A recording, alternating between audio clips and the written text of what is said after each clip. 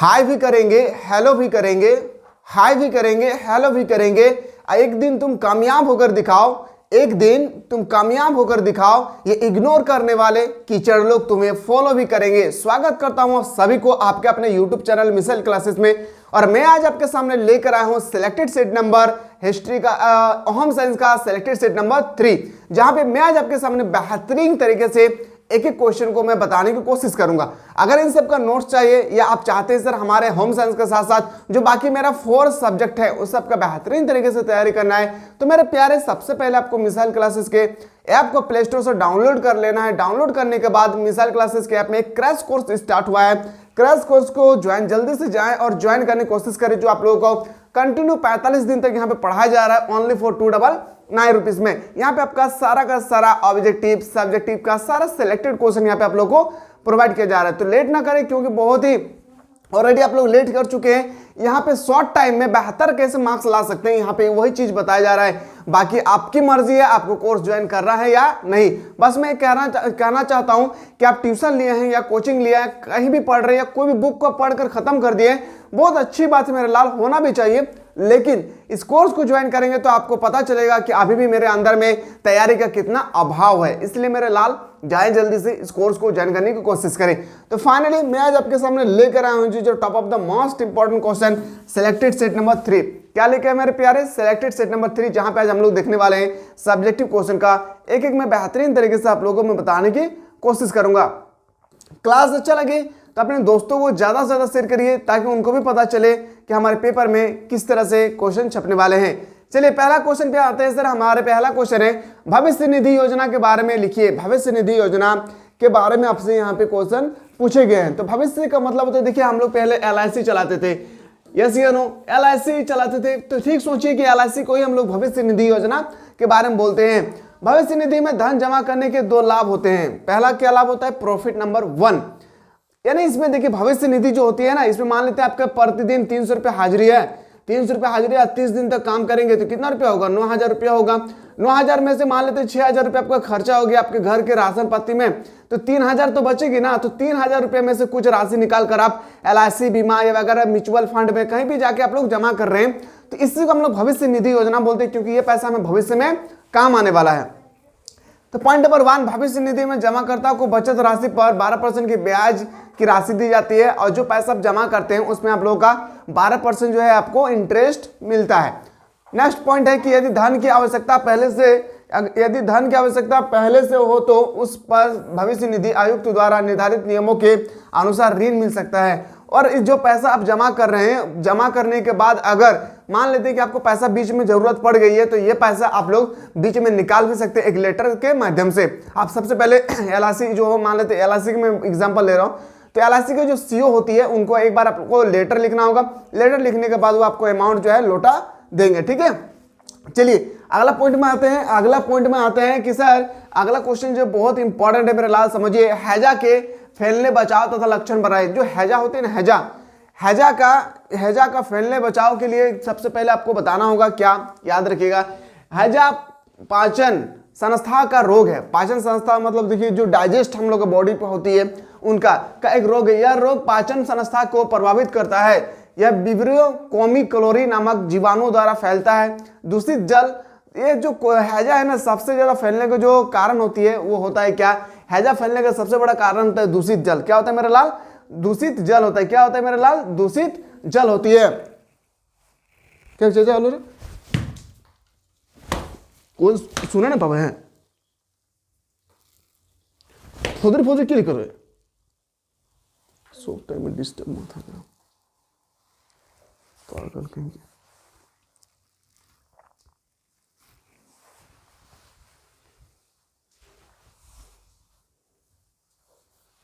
चाचा ने एवरे हाथ मार लियो लेती मारबो ना कि कुमार जाए ढुकी जीवे। पागल कहेंगे।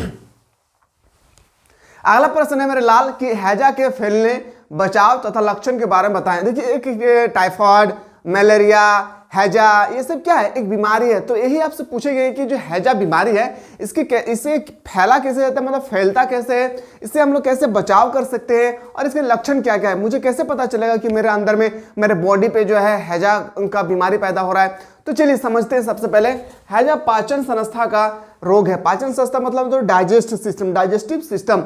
यह रोग पाचन संस्था को प्रभावित करता है। यह विक्रिय कोमा कोलोरी नामक जीवाणु द्वारा फैलता है। दूषित जल व भोजन ग्रहण करने से यह रोग फैलता है। इसका संक्रमण 1 से 5 दिन तक होता है। इसका संक्रमण जो है हमें 1 से 5 दिन के अंदर में पता चल जाता है। अब आते हैं लक्षण, कैसे कैसे हमको पता चलेगा कि हमारे अंदर में हैजा बीमारी हो रही है या नहीं, हैजा बीमारी होगा या नहीं। देखिए अभी आप लोगों को हैजा हुआ है या नहीं, एक बार आप लोग खुद अंदर झांक के देखिए। क्या आपके अंदर में उल्टी और चावल के माड़ जैसे दस्त होते हैं, मतलब आप उल्टी करते हैं, वॉमिटिंग करते हैं? अगर वॉमिटिंग कर रहे हैं एक दिन में 3 बार 4 बार 5 बार, तो सोचिए आपके अंदर हैजा का थोड़ा थोड़ा लक्षण है। याद रखिए कि 4-5 लक्षण होना चाहिए। पेट में दर्द होना चाहिए और पेट में काफी ज्यादा मचोड़ होना चाहिए। पेट में क्या होना चाहिए, दर्द होनी चाहिए। प्यास अधिक लगती है और प्यास आपको काफी जबरदस्त लगता होगा। पहला, उल्टी होना चाहिए। दूसरा, पेट में दर्द होना चाहिए। तीसरा क्या होना चाहिए, तीसरा होना चाहिए आप लोगों का क्या, प्यास लगना चाहिए, जबरदस्त आपको प्यास लगेगी। पॉइंट नंबर 4, शरीर में उल्टी और दस्त लगने से इलेक्ट्रोलाइट की कमी होती है, जिससे निर्जलीकरण की समस्या पैदा हो जाती है। निर्जलीकरण का मतलब होता है, मैं थोड़ा सा आपको सिंपल सा भाषा बता दूं, हमारा बॉडी पूरा लूज पड़ जाती है। याद रखिए क्या होती है, पूरा वीकनेस हो जाती है और इस तरह से हम सही से चल नहीं पाते हैं। पॉइंट नंबर नेक्स्ट पे आते हैं, अधिक जल निष्कासित होने रुकने के कारण शरीर में विषमता हो जाती है। और यहाँ पे पॉइंट नंबर सिमिलर है, पॉइंट नंबर डी और पॉइंट नंबर ए सिमिलर है। यहाँ पे भी वही बात बताया गया। यहाँ पे दस्तक उल्टी के बारे में, दस्त के बारे में, उल्टी के बारे में बताया गया। यहाँ पे बताया गया कि अगर कोई भी व्यक्ति के अंदर में अगर इन सब लक्षणों को हो रही है, होने के बाद अगर मान लेते हैं कि कोई भी इंसान की बॉडी में अगर इन सब लक्षण दिखा दे रहे हैं, तो इस तरह से उसकी बॉडी काफी ज्यादा क्या पहुंचेगी, तो याद रखिएगा लूज मोशन हो जाएगी। ठीक है, चलिए अगला देखते हैं अब हम लोग कि रोकथाम क्या है। क्या है रोकथाम। अब हम लोग हैजा को कैसे रोक सकते हैं, हैजा को हम लोग कैसे रोक सकते हैं, समझिए हैजा को हम लोग कैसे रोक सकते हैं मेरे लाल। पॉइंट नंबर 1, ये सब जो मैं आपको बताया हूं ये हमारे लक्षण होना चाहिए, हमें पता होना चाहिए कि ये हमारे बॉडी में हो रही है। ठीक है, और ये क्वेश्चन आपके पेपर में 5 मार्क्स का छपेंगे मेरे प्यारे, याद रखिएगा। अगर आप झोली पे अपने रिजल्ट में 5 मार्क्स काउंट करना चाहते हैं तो मेरे प्यारे इस क्वेश्चन को बेहतरीन तरीके से आप लोगों को कर लेना है। अब आते हैं सर हैजा के रोकथाम कैसे करेंगे। हैजा के टीके लगवाने चाहिए ताकि इस रोगों को रोकने की शक्ति बनी रही। हैजा का एक टीका होता है, अगर वो टीका हम अगर नहीं लगाएंगे तो हमारे अंदर जो है ना हैजा जो है जनरेट होती रहेगी। पॉइंट नंबर 2, दूषित जल और दूषित भोजन का सेवन ना करें। बिल्कुल, अगर मार्केट से कोई भी सामान, फल फ्रूट सब्जी वगैरह कुछ भी आप खरीद के ला रहे हैं, कोशिश कीजिए पहले उसको धोएं फिर जाकर उसको हम लोग पकाएं, क्योंकि उसमें काफी ज्यादा कार्बन मोनोऑक्साइड का लेयर लगा होता है जो हमें अपने आंखों से हम लोग देख नहीं पाते। और जब हमारे अंदर में वो जाते हैं तो तरह तरह की बीमारियां पैदा होती है, जिसमें से एक होता है क्या, हैजा। बरसात के दिनों में पानी उबाल कर पियो। और जब बरसात की मौसम आ जाए, खैर ये बताएं या ना बताएं, लेकिन अपने आप में अंडरस्टैंडिंग होना चाहिए कि जब भी बरसात की मौसम आए, वर्षा ऋतु आ जाए, तो हम लोगों को पानी हमेशा गर्म करके पीना चाहिए, क्योंकि अगर गर्म करके नहीं पिएंगे तो उस पानी पे काफी ज्यादा वायरस और बैक्टीरिया जो है पनपती है और वो हमारे बॉडी पे जब जा रही है तो डायरेक्ट वो लड़ाई करने का अंदर में मेरा इम्यूनिटी जो सिस्टम होती है वो हमारा स्ट्रांग नहीं होने के कारण हम क्या होते हैं, हैजा जैसे बीमारी हम लोग अंदर में पैदा हो जाता है। पॉइंट नेक्स्ट है कि बाहर का बिना ढका खाना ना खाएं। अब बाहर में जो हम लोग कुछ भी खाना खाने के लिए जाते हैं, ढाबा में हो, होटल में हो, कुछ भी, तो वो खाना बिल्कुल नहीं खाना है जो खाना ढका हुआ नहीं है। बिना ढका हुआ खाना को आप लोगों को खाना नहीं है, क्योंकि ये भी एक तरह का लक्षण होती है। याद रखिएगा किसका, तो बोल सकते हैं सर अगर हम लोग दूषित भोजन, दूषित जल का प्रयोग करते हैं तो हैजा जैसी बीमारी हमारे बॉडी पे उत्पन्न हो जाती है। स्वच्छता संबंधित सभी नियमों का पालन करना। स्वच्छता जैसे हम लोग बता दूं, गांधी जी के स्वच्छ अभियान, स्वच्छ भारत अभियान जो हुए थे ना, उसी तरह से स्वच्छ हमेशा चारों तरफ साफ सुथरा रखे। भोजन जालीदार चीजों से ढक कर रखे और भोजन हमेशा कोशिश कीजिए भोजन को कि हमेशा ढक कर रखना चाहिए। खतरा, अब मान लेते हैं कि मैंने आपको पहले बताया लक्षण, ये लक्षण होना चाहिए। रोकथाम भी बताया कैसे हम लोग रोक सकते हैं हैजा बीमारी को। ठीक है, हैजा बीमारी जो होती है ना वो मनुष्य की भूल के कारण, गलती के कारण आती है। ये प्राकृतिक का देन नहीं, ये गलती के कारण आता है। अगर इंसान जो है ना बरसात के मौसम पे जो पानी को गर्म उबाल कर पीते नहीं है तो हैजा तो बिल्कुल पनपते ही है, क्या होगी, पनपेगी। ठीक है, समझिए। खतरा। यह एक भयानक संक्रमण बीमारी है। क्या है? यह एक भयानक संक्रमण बीमारी है। अब बोले संक्रमण मतलब जेनेटिक्स के रूप में भी हम लोग बोल सकते हैं बीमारी है। निर्जलीकरण के कारण जानलेवा भी हो सकती है। निर्जलीकरण मतलब मान लेते हैं पूरा पूरा उल्टी हो रहा है, पूरा दस्त हो रहा है, अगर इस तरह से होती रहेगी पूरा बॉडी लूज मोशन पड़ जाएगी, एक ऐसा समय आएगा जब हमारी मृत्यु भी हो सकती है। अतः यह रोग होने पर रोगी की निर्जलीकरण की स्थिति से बचना चाहिए। ORAS याद रखिएगा, जो दुकान में बिकता है, क्या ORA याद रखिए, ORS हम लोग जो बोलते हैं ना ORS, पानी में घोलकर पीना चाहिए। घोल थोड़ी थोड़ी देर बाद लेते रहना चाहिए, तुरंत अस्पताल ले जाना चाहिए और अंततः शिशु द्वारा इलेक्ट्रोलाइट व जल की कमी का पूरा किया जाना चाहिए। तो यह मैंने आपको बताया हूं। यहाँ पे आपका सबसे पहले क्या क्या लक्षण होगी हैजा से रिलेटेड, उसके बाद आपको मैं बताया हूं कि किस तरह से इसको हम लोग रोकथाम कर सकते हैं, इसके बीमारी से होने से हमारे बॉडी पे क्या होगी, क्या खतरा होगी, मैंने ये भी आप लोगों को बेहतरीन तरीके से बताया हूं। अब आते हैं सर लाल, अगर मेरे प्यारे अगर क्वेश्चन अगर आपको अच्छा लग रहा है, क्लास अच्छा लग रहा है, तो आप लोग कोशिश कीजिए ज़्यादा से ज़्यादा उस बंदे तक शेयर करने के लिए, उस दादा दीदी को शेयर कीजिए मेरे प्यारे जो क्लास 12 में फाइनल एग्जाम देने वाले हैं, क्योंकि to the point of final exam ऐसे क्वेश्चन पूछेंगे। मैं आप लोगों को 6 लेक्चर प्रोवाइड करूंगा, जिसमें से 3 लेक्चर मैंने ऑलरेडी यूट्यूब पे डाल दिया हूं, बाकी जो भी लेक्चर बचेगी वो हमारे एप्लीकेशन के माध्यम से होगा। अगर आप चाहते हैं सर हमारे एप्लीकेशन में ज्वाइन होना चाहते हैं, तो सबसे पहले मिसाल क्लासेस के आपको पहले स्टोर से डाउनलोड करना होगा। डाउनलोड करने के बाद सबसे पहले आपको क्रैश कोर्स जो है, यहाँ पे आपको क्रैश कोर्स को बेहतरीन तरीके से ज्वाइन कर लेना है। यहाँ पे हर एक सब्जेक्ट का बहुत ही मस्त तरीके से यहाँ पे आप लोगों को प्रोवाइड किए जा रहे हैं। तो लेट किस बात की, जाएं जल्दी से और हर एक सब्जेक्ट का बेहतरीन तरीके से तैयारी कर सकते हैं। ओनली फॉर 45 दिन तक कंटिन्यू क्लासेस चलेगी, ओनली फॉर 299 रुपीज में। अब आते हैं सर अगला प्रश्न हमारे अगला क्वेश्चन है कि कम कीमत पर पोषण आहार कैसे प्राप्त किया जा सकता है। कम, how can nutrition meals be obtained at a low cost. समझिए, लो कॉस्ट। आहार ग्रहण करने के कई उद्देश्य होते हैं। आहार हमारी भूख शांत करती है। आहार जो हम लोग भोजन खाते हैं ना, उसी को हम लोग एक तरह का आहार बोलते हैं। क्या बोलते हैं? उसको हम लोग आहार बोलते हैं। ऊर्जा प्रदान करता है एवं शरीर की वृद्धि और विकास में भी अपना योगदान देता है। जो हम लोग आहार लेते हैं, इससे हमारे बॉडी पे क्या होती है, ऊर्जा पैदा होता है। ऊर्जा पैदा होने के साथ साथ शरीर की वृद्धि और विकास भी होता है। अब हम लोग आहार ले रहे हैं तो शरीर का विकास काफ़ी ज़्यादा होगी, क्योंकि देखिए हम लोग जो खाना खाते हैं ये एक दिन हमारे बॉडी पे लास्ट स्टेज पहुंचता है। क्या? तो बताएंगे कार्बोहाइड्रेट के रूप में। कार्बोहाइड्रेट हमारे पूरे बॉडी पे घुल जाते हैं और हमें एनर्जी प्रदान करते हैं। एनर्जी प्रदान करने के साथ साथ हमारे बॉडी में भी ग्रोथ होती है। संतुलित आहार का अर्थ पौष्टिक भोजन नहीं, बल्कि वह भोजन जो वसा, प्रोटीन, विटामिन, जल, खनिज युक्त हो। मतलब हमारे भोजन जो है ना, मेनली एक भोजन होना चाहिए, भोजन वसा, प्रोटीन, विटामिन, जल, खनिज युक्त होना चाहिए सदा। लेकिन संतुलित भोजन की अवस्था स्वास्थ्य के लिए सर्वोत्तम माना जाता है। मतलब अगर ये सब हम लोग भोजन करते हैं, कौन सब? वसा, प्रोटीन, विटामिन, जल, खनिज, अगर ये सब भोजन करते हैं तो ये पौष्टिक आहार माना जाता है।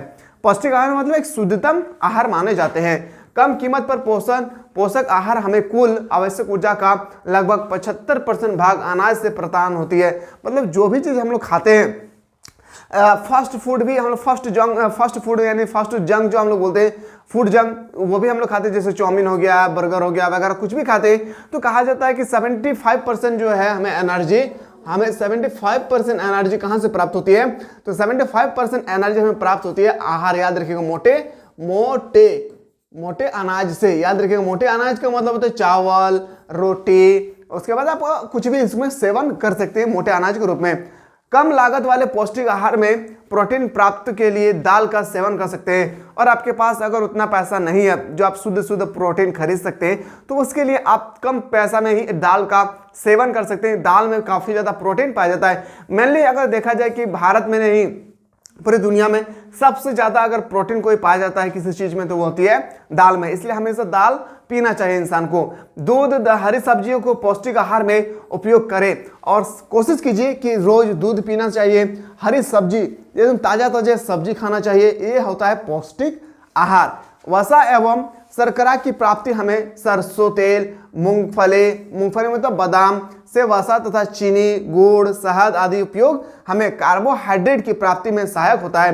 मैंने अभी जस्ट बताया कि जो भी चीज़ हम लोग खाते हैं वो कन्वर्ट होता है कार्बोहाइड्रेट के रूप में, और कार्बोहाइड्रेट हमारे बॉडी पर सभी अंगों तक पहुंच जाती है और इस तरह से हमें ऊर्जा प्रदान करते हैं। साथ ही साथ हमारे बॉडी का विकास भी होता है, ग्रोथ भी होता है, वृद्धि भी होती है। प्रकार हम उपयुक्त समय का उपयोग कर कम कीमत में पोषक आहार का प्राप्त कर सकते हैं।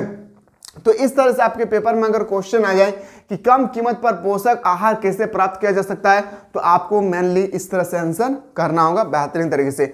अगर मैं बात करूं अगला क्वेश्चन, बचत क्या है, बचत के क्या लाभ है, व्याख्या कीजिए। बचत जो होती है इसका क्या प्रॉफिट है, अब इसके बारे में हम लोग डिस्कस करते हैं। अब इसके बारे में हम लोग डिस्कस करते हैं।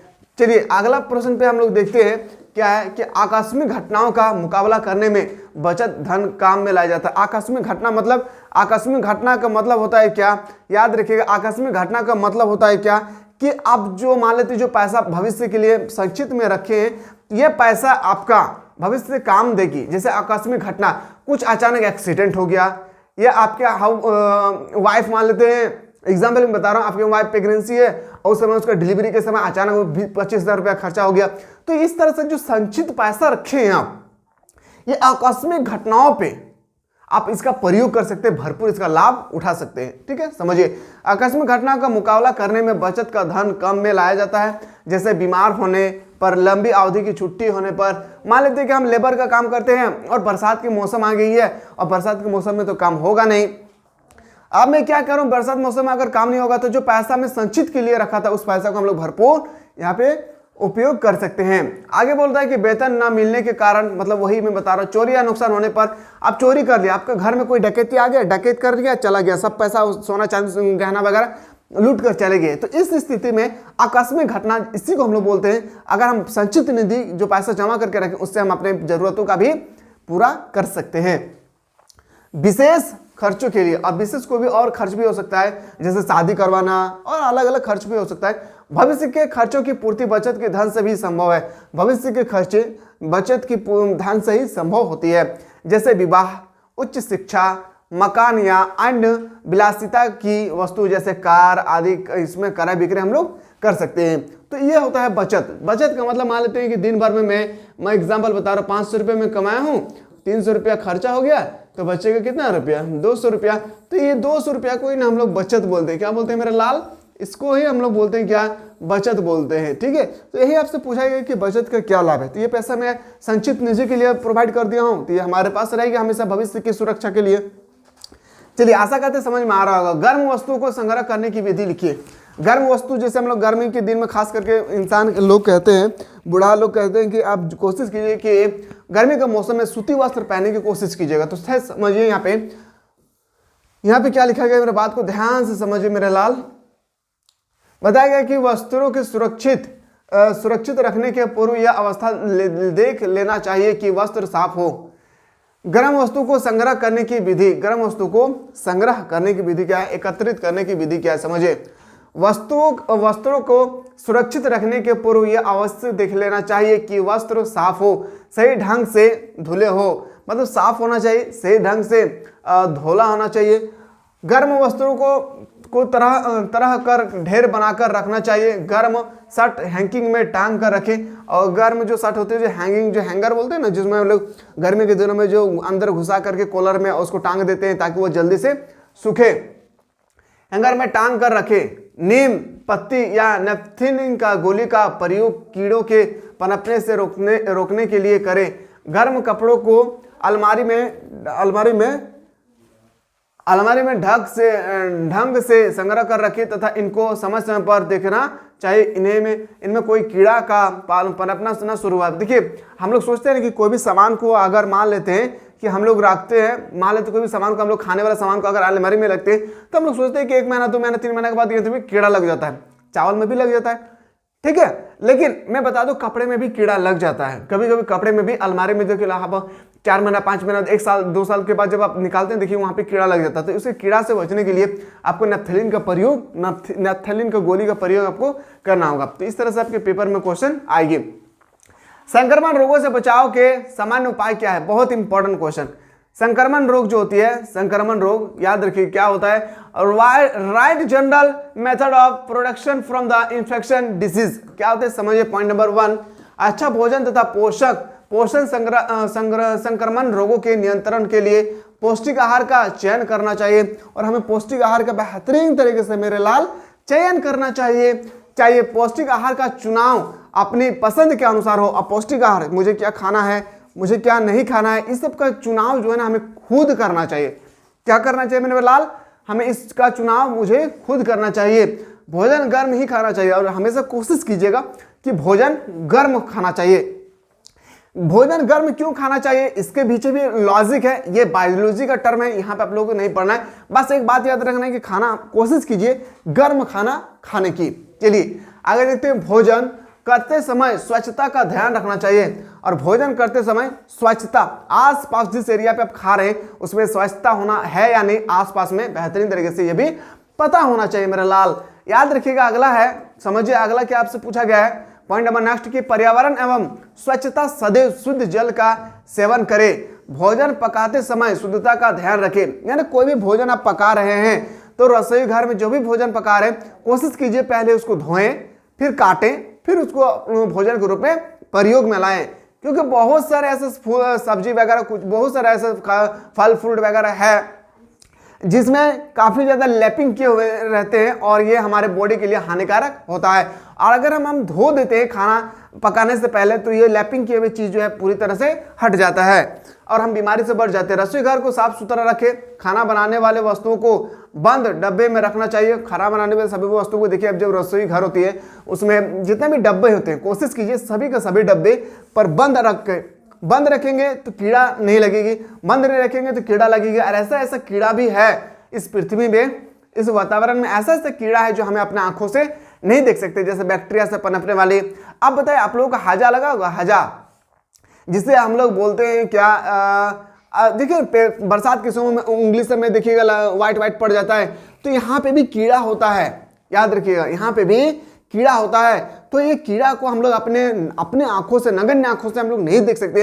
इसके लिए हम लोग माइक्रोस्कोप का प्रयोग करना पड़ेगा। जब हम लोग माइक्रोस्कोप का प्रयोग करके देखेंगे तो हमें पता चलेगा कि कितना छोटा छोटा कीड़ा होते हैं। इसलिए बरसात के मौसम में कोशिश कीजिए हमेशा चप्पल पहन कर रहना चाहिए। आगे देखते हैं।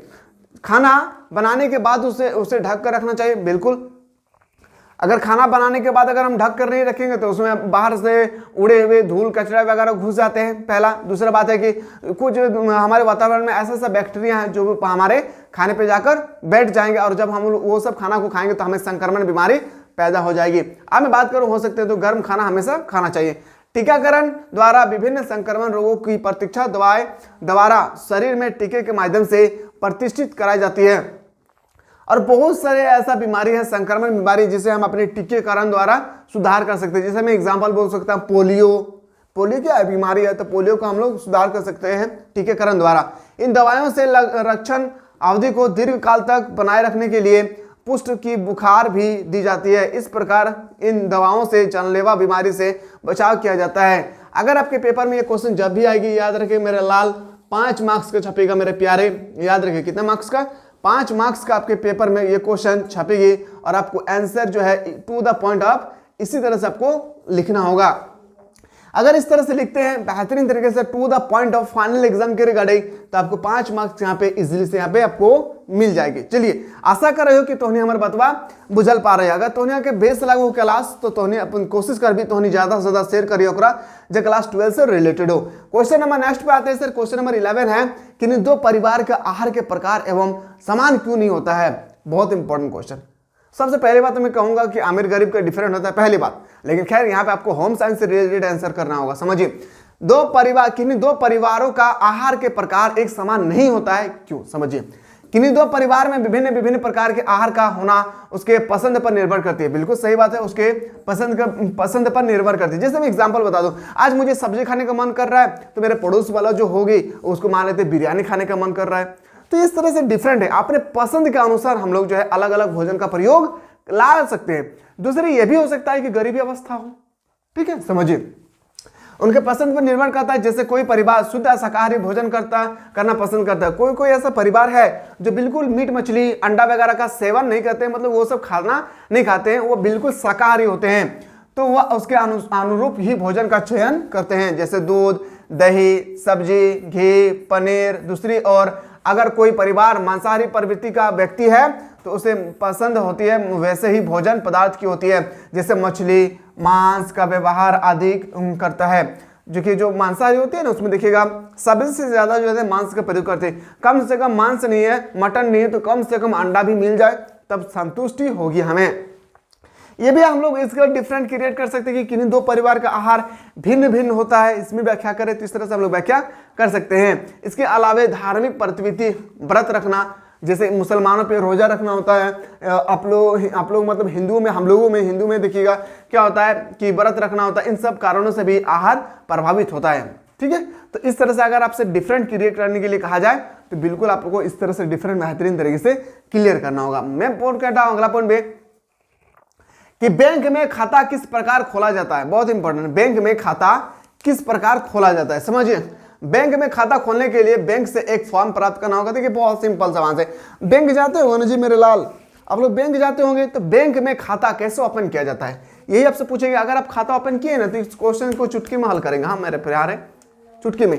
बैंक में खाता खोलने के लिए बैंक से एक फॉर्म प्राप्त करना होता है, उसमें दिए गए निर्देश के अनुरूप फॉर्म को भरना होता है। उसमें जो भी चीज बताया गया है, जैसे पहले नेम बताया गया है, नॉमिनी बताया गया है, father name, mother name, Aadhaar card, mobile number, date, address वगैरह जो भी आपका बताया गया है, सबसे पहले उसको फिलअप करना होगा। बैंक में खाता खोलने के लिए बैंक के किसी खाता धारक से पुष्टि करानी पड़ती है। बैंक में खाता खोलने के लिए उस बैंक से रिलेटेड कोई ऐसा व्यक्ति है जो आपको पहचानता है, उनके खाता से आपको अटैच करना होगा, तभी आपको खाता ओपन कर देगी। उसके अतिरिक्त निवास प्रमाण पत्र एवं 2 फोटो देना पड़ता है।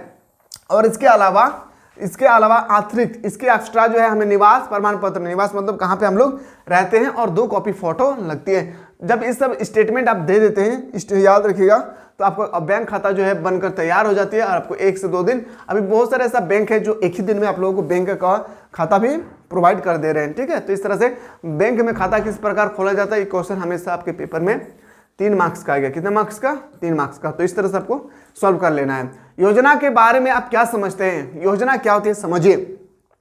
किसी भी कार्य को पूरा करने के पूर्व उसकी विस्तृत रूपरेखा तैयार की जाती है, उसे योजना कहते हैं। मान लेते मुझे सड़क बनाना है, क्या बनाना है मुझे, मान लेते मुझे यहाँ पे सड़क बनाना है, क्या बनाना है, सड़क। तो इस सड़क को बनाने में कितना मटेरियल, कितना रॉड, कितना सीमेंट, कितना अब गिट्टी, कितना बालू, और उसके बाद कितना लेबर, कितना मिस्त्री की आवश्यकता होती है, मैं पहले ही एक योजना बना लिया हूँ। ठीक है, तो इसी को हम लोग बोलते हैं, याद रखिएगा क्या, योजना के बारे में आप क्या समझते हैं। ठीक है, एक मार्क चिन्ह किन पदार्थों पर दिया जाता है, चावल, सरसों का तेल, गेहूं, शुद्ध घी, दाल, मक्खन, चने का आटा, शहद, आम, मसाले, अंगूर, करी पाउडर, करी मिर्चा पाउडर, नारियल तेल आदि खाद्य पदार्थ पर एक मार्क का चिन्ह दिया जाता है। ये क्वेश्चन आपके पेपर में 2 मार्क्स का, ये भी क्वेश्चन आपके पेपर में 2 मार्क्स का छपेगी। ठीक है, 2 मार्क्स अगर आपने रिजल्ट में काउंट कर लेना चाहते हैं तो बिल्कुल आप लोग जल्दी से अपनी कॉपी पे नोट डाउन कर लीजिए। मैं और एक बात बता दूं, अगर आप बेहतरीन तरीके से तैयारी करना चाहते हैं, डाउनलोड करें मिसल क्लासेस के एप्लीकेशन को और क्रैश कोर्स को ज्वाइन करने की कोशिश करें। क्रैश कोर्स में आप लोगों का to the point of final exam के रिगार्डिंग आप लोगों का यहाँ पे बेहतरीन तरीके से आप लोगों को क्लासेस प्रोवाइड किए जा रहे हैं, with notes, model set provide किया जा रहा है, प्रीवियस क्वेश्चन, मतलब बहुत बेहतरीन तरीके से आप लोग यहाँ पे क्वेश्चन जो है, क्वेश्चन आंसर आप लोगों को यहाँ पे पीडीएफ के रूप में, नोट्स के रूप में आप लोगों को प्रोवाइड किए जा रहे हैं। तो जल्दी से जाए, लेट ना करें, क्योंकि यहाँ पे आप लोगों का लिमिटेड सीट रखा गया है जहाँ पे आप लोगों को बेहतरीन तरीके से तैयारी करा जा रहा है। अब आते हैं सर अगला प्रश्न हमारे पेपर में कैसे छपेगी। तो अगला क्वेश्चन है कि बैंक की विधि के बारे में बताइए, बैंकिंग की विधि के बारे में बताइए। अब मेरे लाल बैंकिंग की विधि क्या होती है समझते हैं थोड़ा हम लोग भी। बैंक वह संस्था है जहां से रुपयों का लेन देन होता है, बिल्कुल सही बात है। बैंक वह संस्था है, जैसे हम लोग कोचिंग करते हैं, ट्यूशन करते थे, भी ये क्या है, संस्था है, लेकिन ये पढ़ने वाला संस्था है। बैंक वह संस्था है जहां से रुपयों का लेन देन होता है। कोई भी व्यक्ति बैंक में खाता खोलकर रुपयों का लेन देन कर सकता है, और कोई भी व्यक्ति हो कोई भी बैंक से वो पैसा को जमा भी कर सकता है, पैसा निकाल भी सकता है, मतलब लेन देन कर सकता है। इन रुपयों पर ब्याज भी बैंक के द्वारा प्राप्त होता है, और इन रुपयों पर जो जमा कर रहे हैं या आप कोई भी पैसा निकाल रहे हैं दोनों पर जो है क्या लगता है, इंटरेस्ट लगती है। याद रखिएगा क्या लगेगी, इंटरेस्ट लगती है, जिसे हम लोग हिंदी में ब्याज बोलते हैं। इन दोनों में भी आप लोगों को ब्याज लगेगी। अब बैंक का कार्य क्या है समझिए। पॉइंट नंबर 1 खाता खोलना, पॉइंट नंबर 2 में जमा राशि की मांग पर चेक ड्राफ्ट निर्गत करना, पॉइंट नंबर 3 में विभिन्न प्रकार के ऋण उपलब्ध कराना। जैसे मुझे मान लेते हैं मुझे घर बनाना है या बिजनेस करना है या पढ़ना है, तो हमें ऋण प्रदान करती है बैंक, ताकि आप आगे विकास कर सके, ठीक है, डेवलप कर सके। पॉइंट नेक्स्ट, बिना किसी जोखिम के धन को एक स्थान से दूसरे स्थान तक हस्तांतरित करना। और मान लेते हैं कि मेरा पैसा अभी झारखंड में है, मुझे दिल्ली भेजना है, कहाँ मुझे दिल्ली भेजना है, तो बैंक के माध्यम से मैं डायरेक्टली कन्वर्ट कर सकता हूँ झारखंड से दिल्ली में। ये भी एक तरह का क्या है, बैंक का ही कार्य, एक तरह का क्या है, सुविधा है, ठीक है। तो इस तरह से बैंकिंग की विधि के बारे में अगर आपसे पेपर में क्वेश्चन छप जाए तो आपको इस तरह से to the point of final exam के रिगार्डिंग आपको लिखना होगा, ठीक है। अब आते हैं सर वस्तु के रंग से आप क्या समझते हैं। वस्त्र जो हम लोग पहनते हैं इसकी रंगाई से आपको क्या समझ में आता है। समझिए, वस्त्रों का रंगाई का मूल्य रूप से सफेद धागों से होता है। इन वस्त्रों को भिन्न भिन्न रंगों से रंगाई करने की विधि को वस्त्र की रंगाई या डिजाइन कहते हैं। सभी वस्त्र जो है ना पहले व्हाइट कलर का होता है, सभी के सभी जो है पहनने वाले कपड़े पहले व्हाइट कलर का होता है, तब उसमें जाकर कलर चढ़ाया जाता है। क्योंकि देखिए जो कपास होती है ना, कपास मेरे लाल, कपास याद रखिए, जो कपास की खेती होती है उसमें देखिएगा व्हाइट कलर का होता है। तो सबसे पहले कोई भी कपड़ा हो, ये भी कपड़ा पहले व्हाइट था, इसमें कलर चढ़ा दिया गया है, ठीक है। क्वेश्चन नेक्स्ट पे आते हैं सर, तरल आहार क्या होता है। व्हाट आर लिक्विड फूड्स क्या होते हैं। तरल आहार मतलब जिसमें पानी पाया जाता है। तरल आहार को छानने की आवश्यकता नहीं होती है, यह पूर्ण तरल आहार की अपेक्षा अधिक पौष्टिक होती है। यह उन रोगियों को दिए जाते हैं जो चबाने व निर्गल असमर्थ होती है। मान लेते हैं कि मेरा यहाँ पे ऑपरेशन हो रहा है, ठीक है, एग्जाम्पल, या मेरे मुंह पे कोई ऑपरेशन हुआ है। अब बताइए कि अगर ऑपरेशन होगी तो क्या मैं खाना खा सकता हूँ? नहीं खा सकता हूँ, क्योंकि मेरे चबाने के मान लेते परमिशन नहीं है, अगर चबा रहे हैं तो कुछ प्रॉब्लम हो रही है। तो इस तरह से ना याद रखिएगा, तरल आहार का प्रयोग किया जाता है जो हमारे बॉडी पे डायरेक्टली, हमारे डाइजेस्ट में डायरेक्टली चले जाते हैं, ठीक है, जिसको हम लोग तरल आहार बोलते हैं। खास करके ये बीमारी में देखने को मिलते हैं। गर्म रंग क्या होता है, लाल रंग गर्म, याद what war warm colour, warm colour क्या होता है समझ, लाल रंग गर्म रंग कहलाते हैं। इसके कारण व्यक्ति के जोश, उत्साह, साहस, प्यार के भाव पैदा होते हैं। यही कारण है कि लाल वस्त्र शादी, व्यापार एवं अन्य खुशी के अवसर पर पहने जाते हैं। लाल वस्त्र के बारे में आपसे यहाँ पे पूछे गए जो बहुत ही ईजी है। आते सर मार्सिराइजिंग प्रक्रिया क्या होती है। आमतौर पर मार्सिराइजिंग से जुड़ी रेशम जैसे चमक तनाव द्वारा निर्गत होती है। सोडियम हाइड्रोक्साइड के साथ उपचार क्षार कोशिका के गठन के साथ सेलुलोज का गठन को नष्ट कर देती है, जो क्षार को धोने पर सेलुलोज हाइड्रेट में बदल जाता है। इनमें 20 से 26% कॉस्टिक सोडा सांद्रता का उपयोग किया जाता है। इस तरह से आपको आंसर करना है। मार्जिनिंग, ये आपका रट्टा वाला क्वेश्चन है, ये आपको पहले समझना होगा, फिर जाके आपको लिखना होगा। और एक क्वेश्चन है यहाँ पे आप लोग का, ठीक है, क्रैश चक्र। तो मैं बता दूं, याद रखिएगा, यहाँ पे जो हम लोग डिस्कस कर रहे थे लेक्चर 3, इसके बाद जो लेक्चर होगी 4 से लेकर 6 तक, मतलब 4, 5, 6, ये लेक्चर होगी हमारे एप्लीकेशन पे। ये लेक्चर होगी हमारे एप्लीकेशन पे, मतलब मिसाइल क्लासेस के एप्लीकेशन पे। क्रैश कोर्स में होगी, फाउंडेशन कोर्स में होगी, सफलता कोर्स में होगी। तो आपको अगर क्लास ज्वाइन करना है तो आपको क्रैश कोर्स को ही ज्वाइन करना है। तो आशा करते हैं मेरे लाल कि आपको बेहतरीन तरीके से क्लास को समझ में आ गया होगा। लेक्चर 1, लेक्चर 2, लेक्चर 3, इसी तरह से लेक्चर 4 देखने के लिए आपको सबसे पहले कोर्स को ज्वाइन करना होगा। मिलते हैं ना वीडियो।